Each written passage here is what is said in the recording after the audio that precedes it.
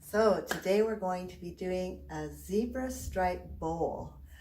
I have done this technique on many different things, and noodle bowls to vases, and even on a bathroom set. So it creates a very interesting and unique patterns, and of course everyone is different. These were a couple bowls that I originally made just to test some of the glazes, and I really think you can get some really interesting results trying different combinations. Now, I did try snow as the base on this one, and obsidian over top, and it was very successful. The obsidian is very shiny, and it gave me quite good results.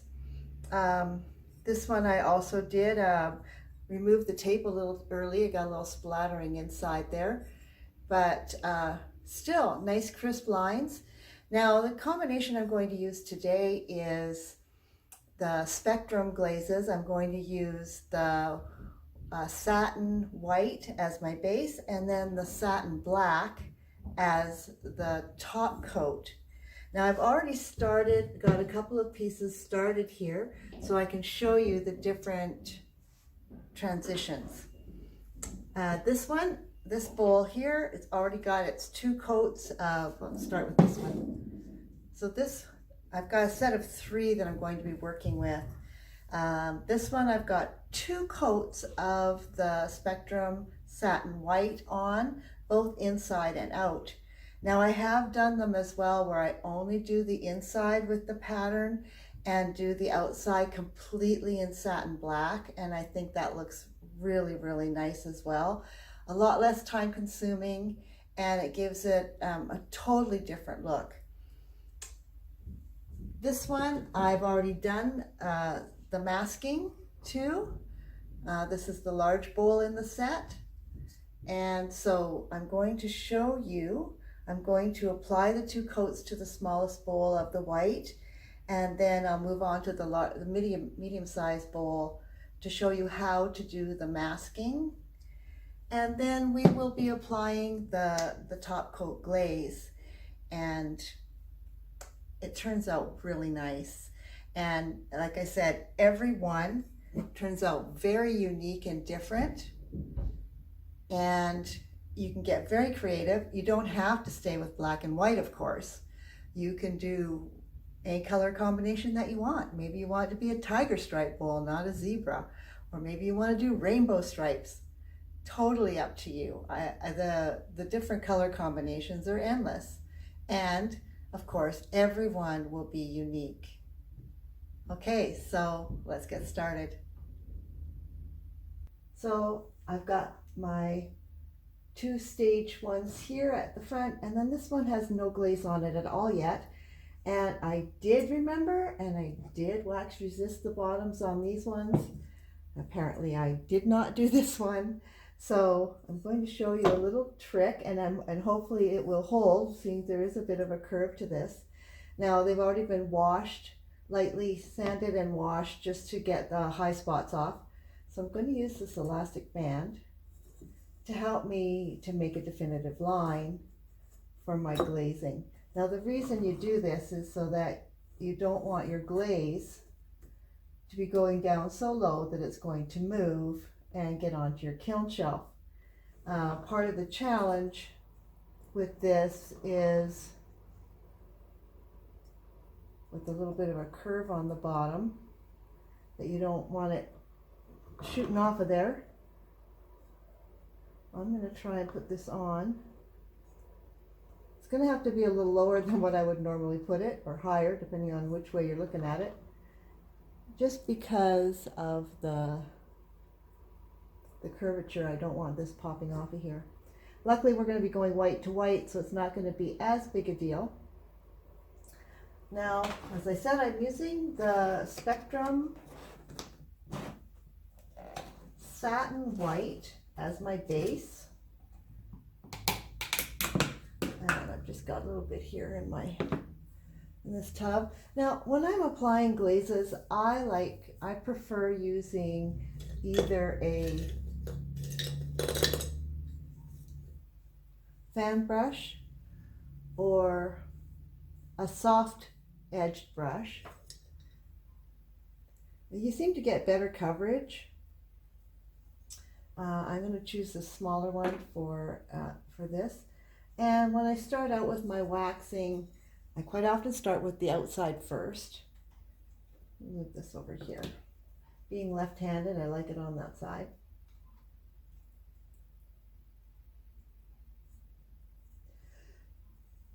So I'm going to start with some around the clock.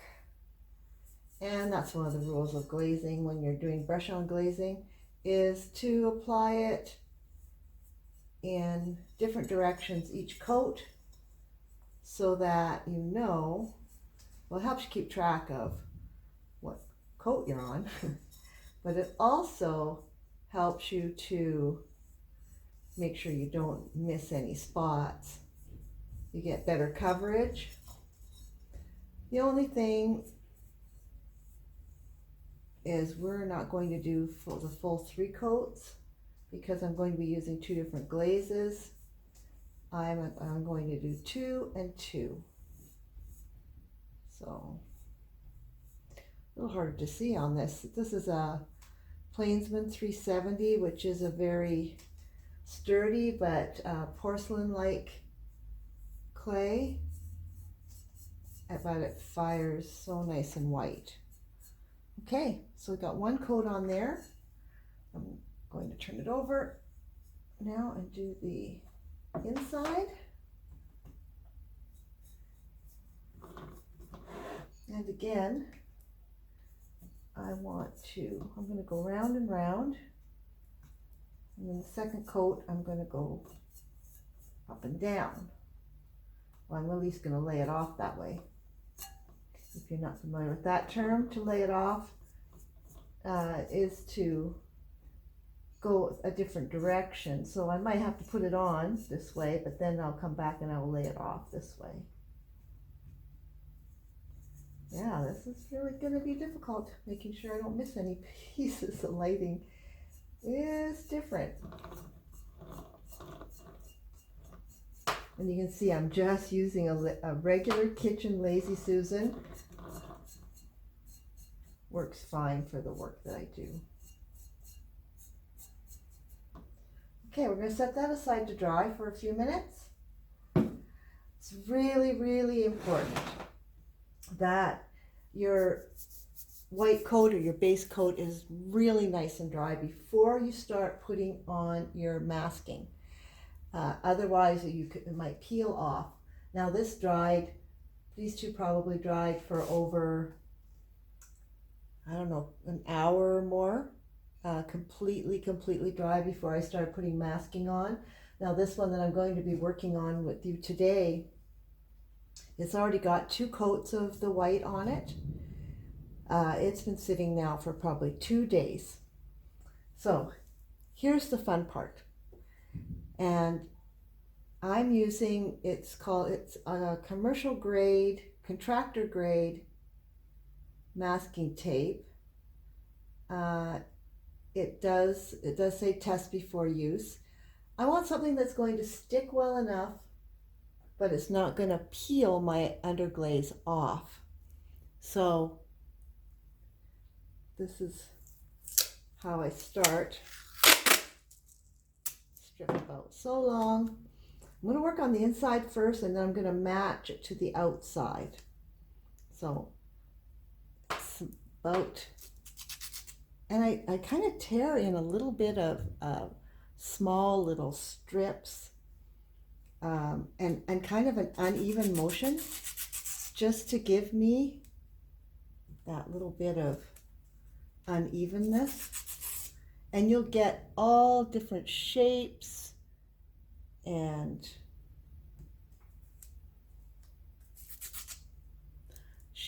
sizes. And I just start lining them up on my table. It's kind of a interesting little process here. Short ones, long ones, maybe too short.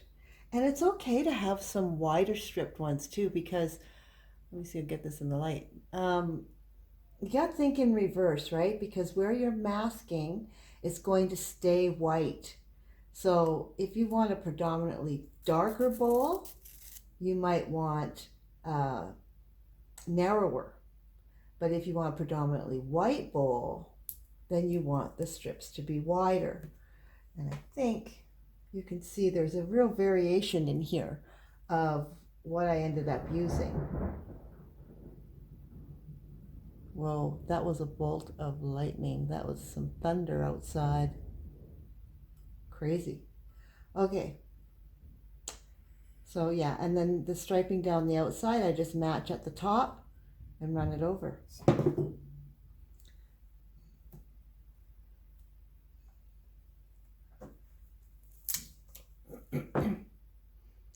So let's just start with what I got going here so far.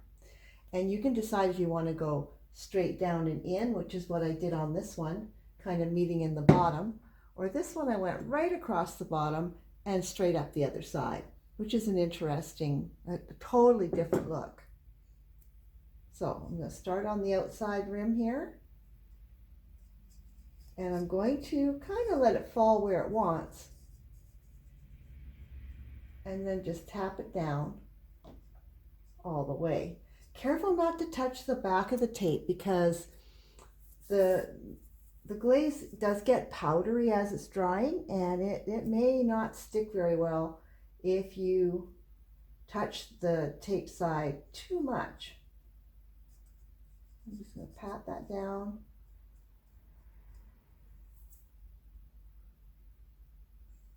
Let's try one of the wide ones now. Now this one is fairly long, so it may end up going right down across the bowl. I kind of let the tape kind of dictate where it goes. I don't tend to force it, and I may meet up with that later.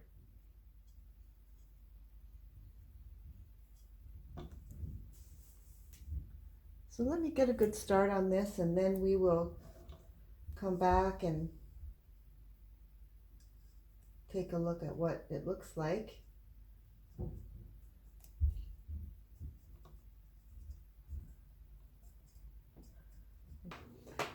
I've put on my 2 coats of the satin white onto the smallest bowl, and you can see how that's helped to protect the bottom from me going over. And also finished with putting the tape on the medium-sized bowl. Now I noticed it was not, it's a little harder to see in this lighting, so make sure you get an up-close shot there.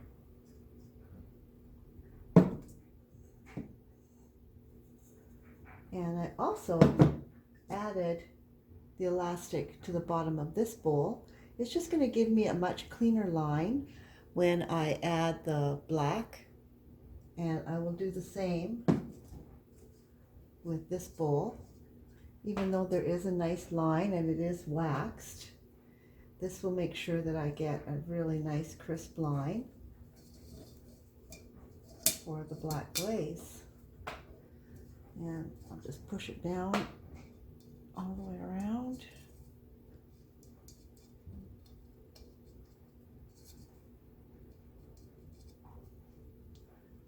A little too low right there.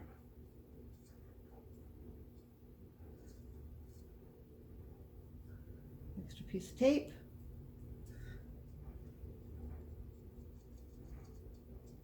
This will also help keep those bottom pieces of tape in line, huh?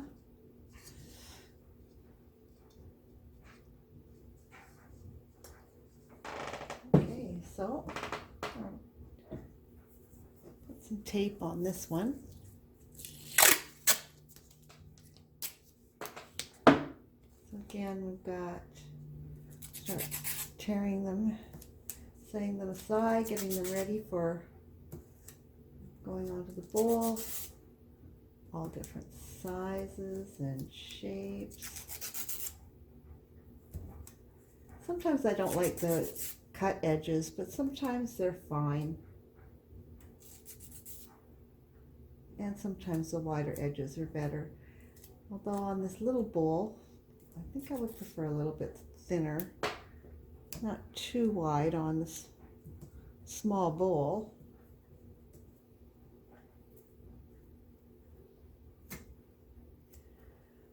So I'm going to start on the inside. I know the lighting doesn't seem great for this, but I'm going to start on the inside. This bowl's now had at least a couple hours to dry. So I know that it's completely dry.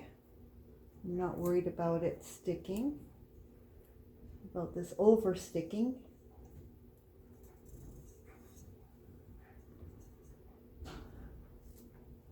Let's see how that's looking.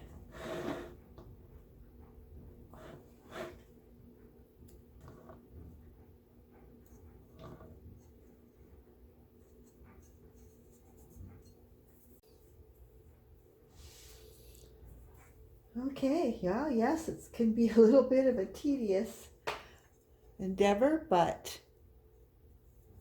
relaxing too, depending what it is about pottery you enjoy. I'm going to make sure all the tape is down nice and snug just by tapping it down.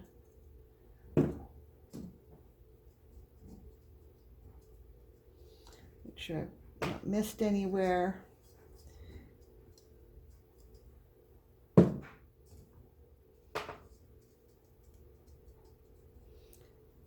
Again, I got the elastic bands on the bottom, which are going to give me a nice clean line as I'm painting.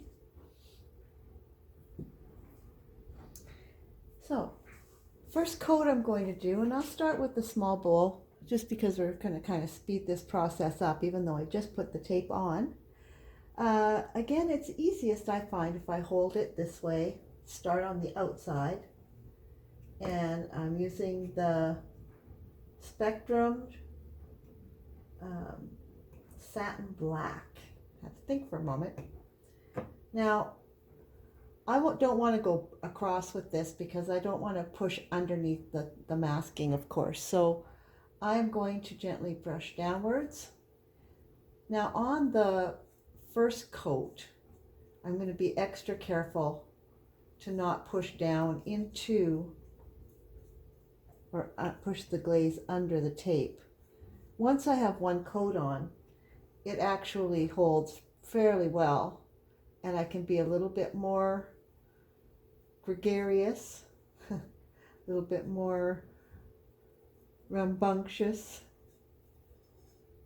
But right now I'm just setting the tempo, making sure that my tape is actually down and not going to go anywhere. So I'm going to go with the grain, or with the direction of the tape for the most part.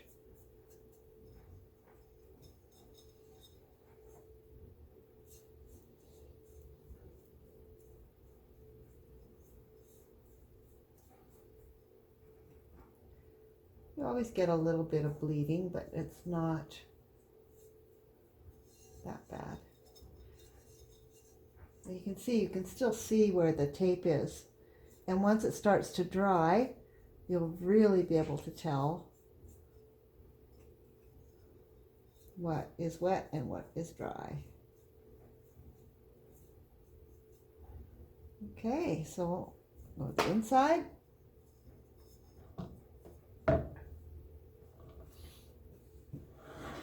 And again, I'm going to go around the edge.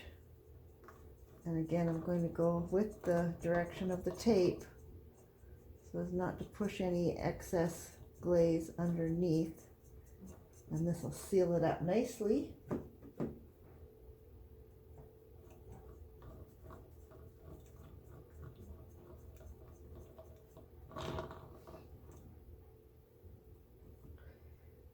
across the bottom.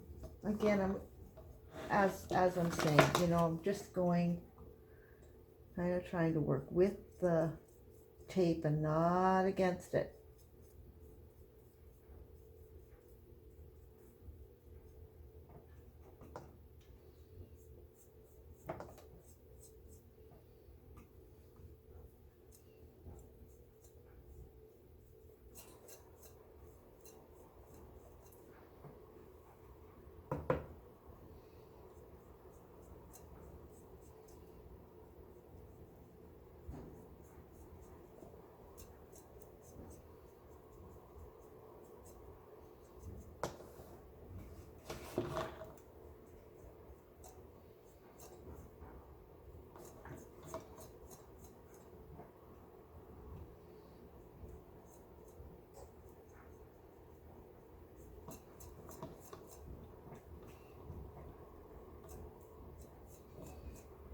Okay, so if you're following along, you can just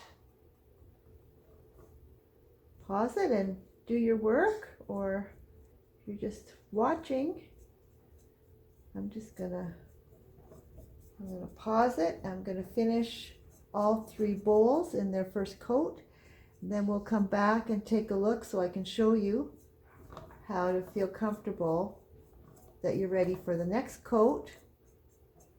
And that will be that. Be back shortly. All right. Well, we got 1 coat on all 3 bowls, and you can see how it's a little bit wet looking in streaks. That's where it hasn't quite dried on the tape. And you'll be able to see it again more once I give it the second coat. So again, I'm not too worried this time about putting on the glaze in a certain direction, because I'm pretty confident that the tape is well held in place by the first coat of glaze. So I will give them all a second coat. They'll let them dry, and then I'll be back and we'll do the reveal.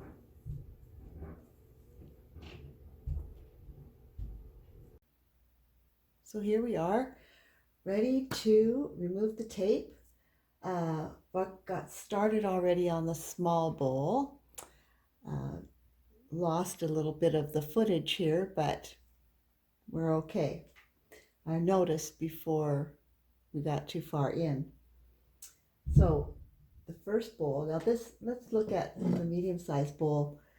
You can see that there's still some dark lines. That's actually where the tape is underneath the black, and you can see it even better on the inside. Now, I like to remove the tape before it gets quite to this stage, actually. I don't want the top coat to be completely dry before I take the tape off.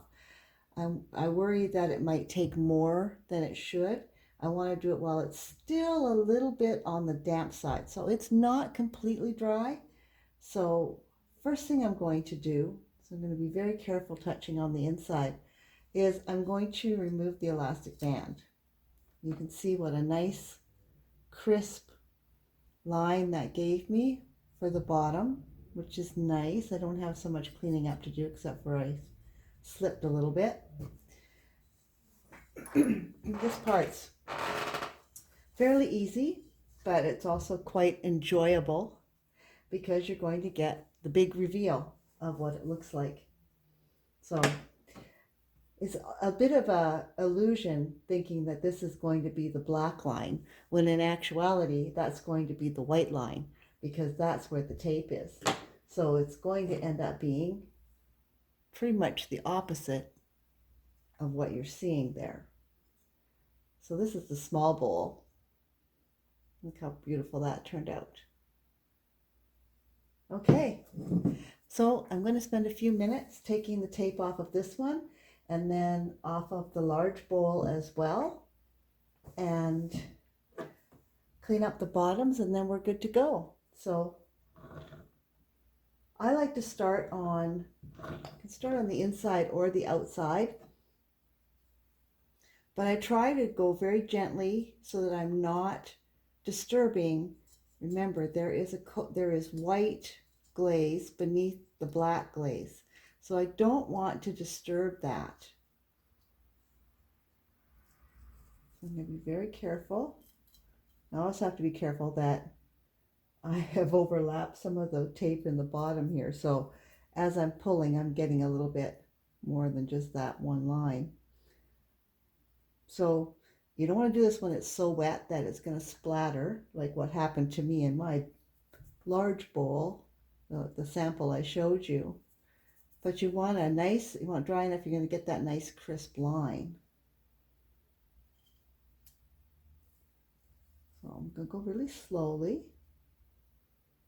I don't want to splatter any or peel off too much. So it's a little bit at a time.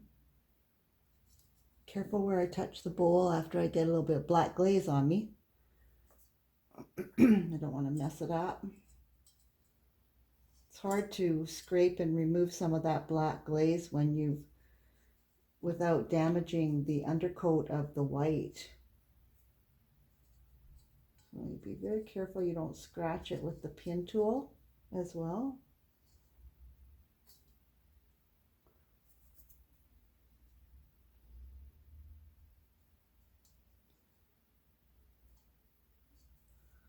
But it's also better when you're doing this when the tape is still wet. You can see where I can see where the tape is, and if you let it dry too long, it's going to be harder to tell where the tape is and make sure that you get all the pieces. And I would have worked at this a little bit faster had I not had the problem with the camera a minute ago. Good old Mercury retrograde. So I want to work fast enough that I can still see where the tape is.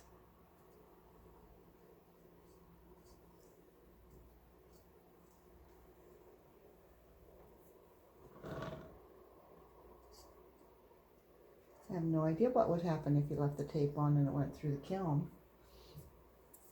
Although I actually had one bowl that had a piece of paper that was sticky on the back, like a post-it note, that didn't get removed before it went in the kiln, and it left a very unusual mark on the student's pottery.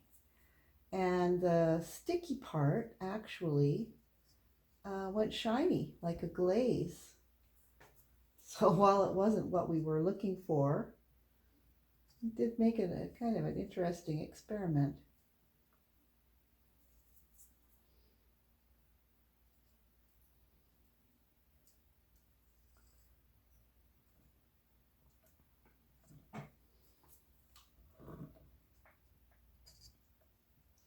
You can see that the lines held very well. It does have a bit of a rough edge, but there wasn't any bleed underneath the tape, so it worked perfectly as a mask.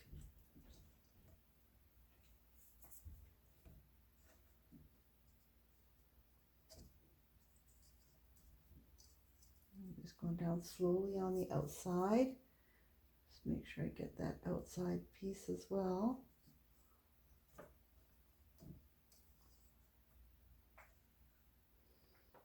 There's another one underneath.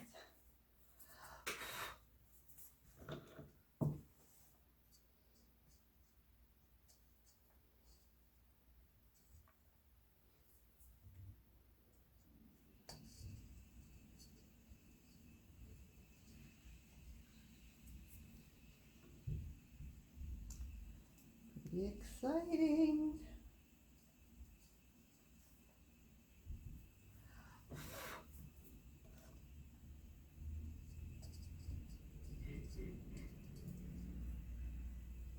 Okay, let's take a look.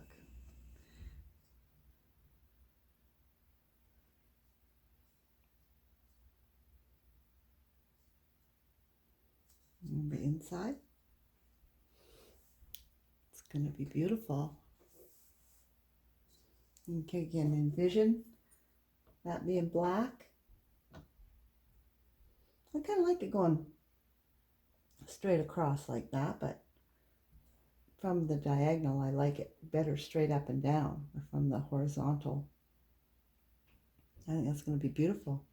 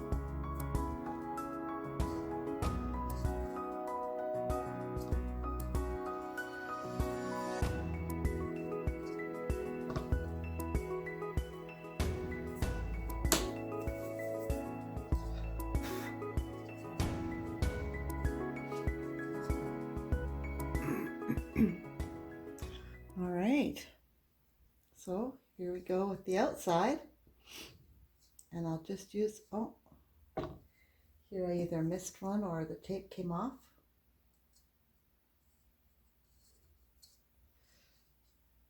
Interesting. I think there's tape under there.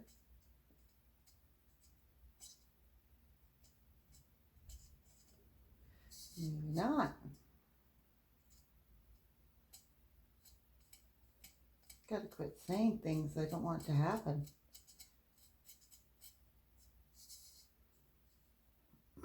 Looks to me like there's tape under there.